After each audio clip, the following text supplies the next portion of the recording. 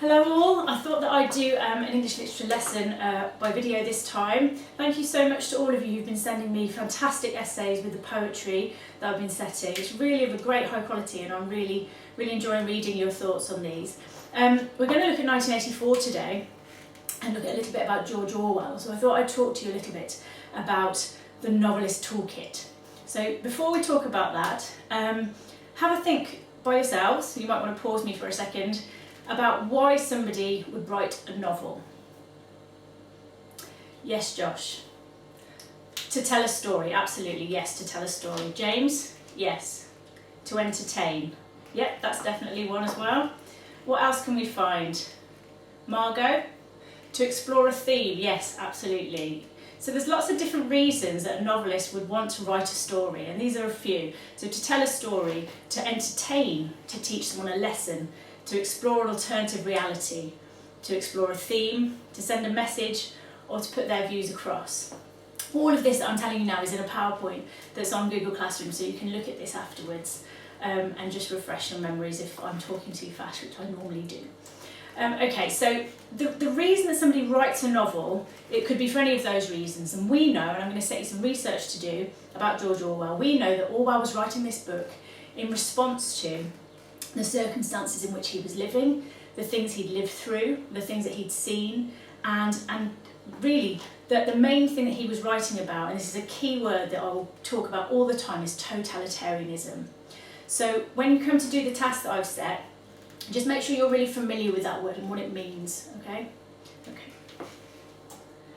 So the novelist toolkit. So just like the poet's toolkit, what has a novelist got in their little tool belt in order to put their story across? What have they got that helps them to do that? So maybe just have a little think about that. So as well as MIRASP, so which stands for metaphor, imagery, rhyme, repetition, alliteration, sibilance and simile and personification, as long as all of those things, as well as all of those things that he's got to use, all those literary and language devices, he's also got very unique things that we don't find in poems sometimes and we don't find in plays, but we do find in a novel. Okay, so the first thing that a novelist has got is the structure of their book. How is it broken up?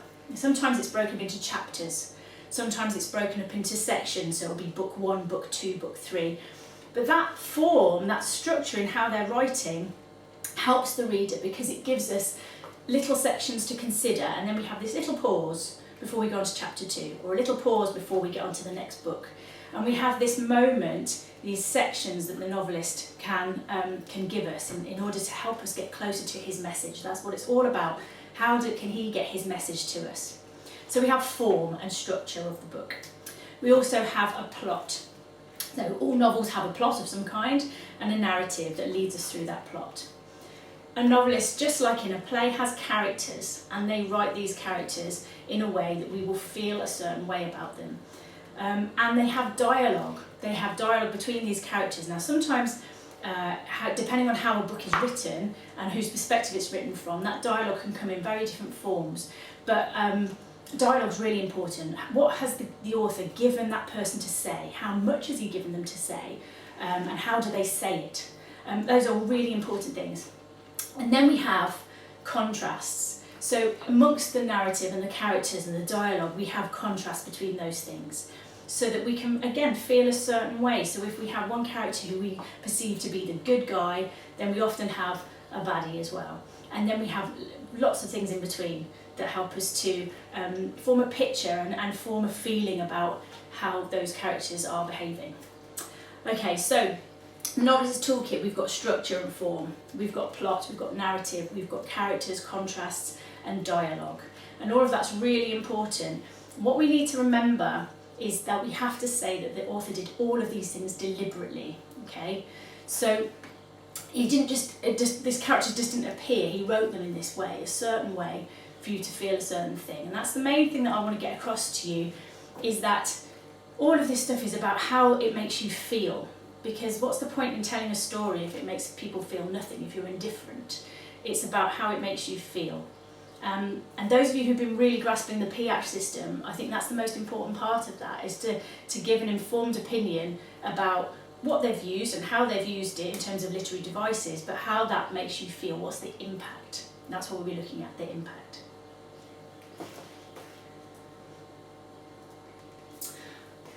Okay, so I'm going to look at just the first opening chapter, the opening bit of 1984, and I'm going to read you just the first part and give you some of my thoughts. Okay, so the first bit says, "It was a bright and cold day in April, and the clocks were striking 13.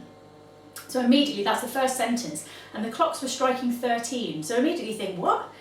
We don't have clocks that strike 13. That's odd. So in the very first sentence, we're given an impression that this is not the world we live in. This is a strange place, a place where the clocks strike 13. Okay, the next part. Winston Smith, his chin nuzzled into his breast in an effort to escape the vile wind, slipped quickly through the glass doors of Victory Mansions. Again, this thing, so we've got a character straight away. In sentence 2, we're introduced to the main character, Winston Smith. His chin nuzzled into his breast and escape the vile wind. So we've got the word vile there, which is really powerful. Slipped quickly through the glass doors of Victory Mansions. Now there's two words there, victory and mansions. So victory, obviously the connotation of a war or a battle and a winning of that battle, and mansions. So, you know, we expect something to be very grand and very opulent if we think about a mansion. And Victory Mansions, those two things together, I feel like, wow, this guy, he's going into a really cool place. It then carries on to say, though not quickly enough to prevent a swirl of gritty dust from entering along with him. So some dirt has kind of followed him into this amazing place that we're perceiving in our brains. Then we get to the second paragraph, which changes everything. So the next bit, we see this hallway. The hallway smelt of boiled cabbage and old rag mats. Completely changes our perception. So we were thinking Victory Mansions. Now we're thinking, this doesn't sound a very nice place. At one end of it was a coloured poster, too large for indoor display. That's an odd bit of detail, isn't it? So it was a big poster. It should have been outside. Had been tacked to the wall. It depicted simply an enormous face, more than a metre wide. The face of a man about 45 with a heavy black moustache and ruggedly handsome features. Winston made for the stairs. It was no use trying to use the lift. Even at the best of times, it was seldom working, and at present the electric current was cut off during daylight hours. It was part of the economy drive in preparation for Hate Week. So again, we get this lots of information. So he's entered this place, it's horrible, it smells, there's a great big outdoor poster that's inside. It's showing a picture of a man with a big moustache and he's very handsome. And then we hear about that there's no electricity during daylight hours. So somebody's in control of that. And there's something called Hate Week coming up. Now this whole notion of Hate Week, we start to think, well, what's that about?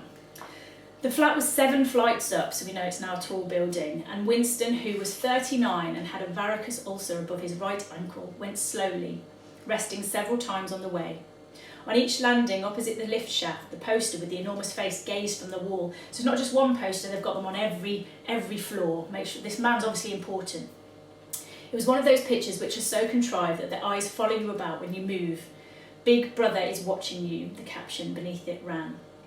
Okay, so just in those first 2 paragraphs, we have so much information about where this man lives and how he's feeling, that he's got a varicose ulcer, that he's 39, that he goes slowly, that he sees this face every step of the way.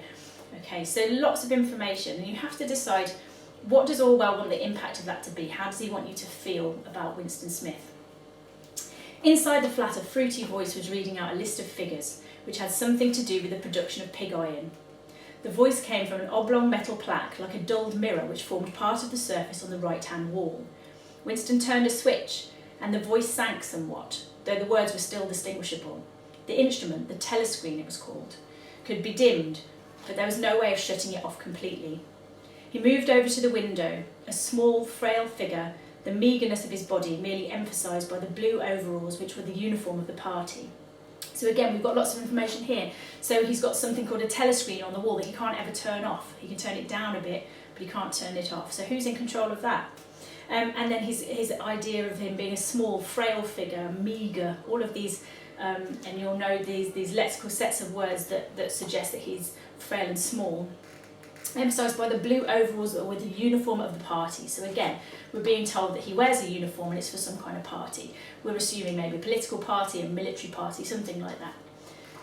His hair was very fair, his face naturally sanguine, his skin roughened by coarse soap and blunt razor blades, and the cold of the winter that had just ended. So we're getting this huge impression, only in a very short period of time, of a man who lives 7 floors up in a place that smells bad, that's overlooked by these posters of this man, that he's got a TV on his wall that he can't turn off, and that he's looking ragged, he's got coarse soap and blunt razor blades, he's poor, impoverished. And all of these things, all while he's writing to give us an impression, to set a location for us, to set a tone for this piece of writing, and to really pique our interest.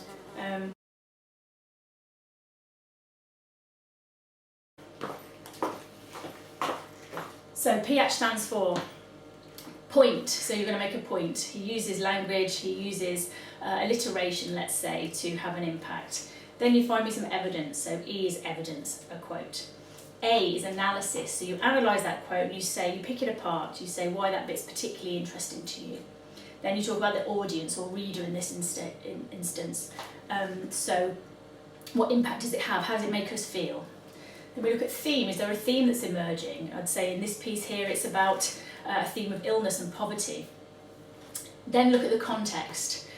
Context is a tricky one, and I know lots of you have had problems with context and history, and you can't always wedge them in. Don't try and wedge them in if they're tenuous. But sometimes they'll be, once you've read the whole book, you can say, well, in the context of the book as a whole, this first chapter is much more detailed, or this first chapter is much more focused on Winston, you know? So you can find, once you've done more reading and you've read the whole thing, you can find a context of a particular part in the wider context of the book.